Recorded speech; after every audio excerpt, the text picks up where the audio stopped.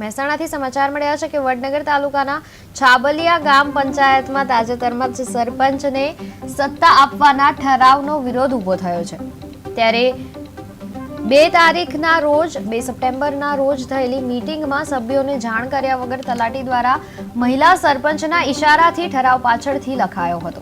મહિલા સરપંચના પ્રતિનિધિ બાદરજી ઠાકોરે પંચાયતના વહીવટમાં ખોટી પ્રવૃત્તિ થઈ રહી હોવાનું નિવેદન આપી જે સોશિયલ મીડિયા પર વાયરલ થયું હતું।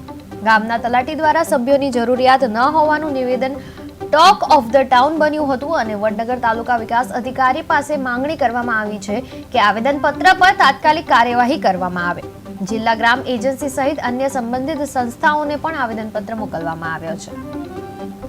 પંચાયત એટલે રજૂ કરવા માટે આવ્યા।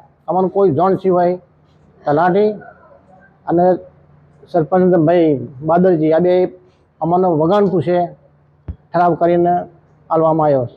છાબલિયા ગામે અમે ગ્રામ પંચાયતમાં જે આવેદન આપ્યું એમાં પંચાયતની જે 2 નવી મિટિંગ સભ્યોની ભરેલી હતી, પરંતુ એમાં કોઈ ઠરાવ કરવામાં આવ્યો નહોતો અને કામોની જે સરપંચને કામ કરવાની સત્તા સોંપવાનો ઠરાવ એમને કર્યો એ તલાટી અને ભાઈ એ સરપંચ વતીથી પેલા બાદરજી છે બેને તાલુકા પંચાયત એટલે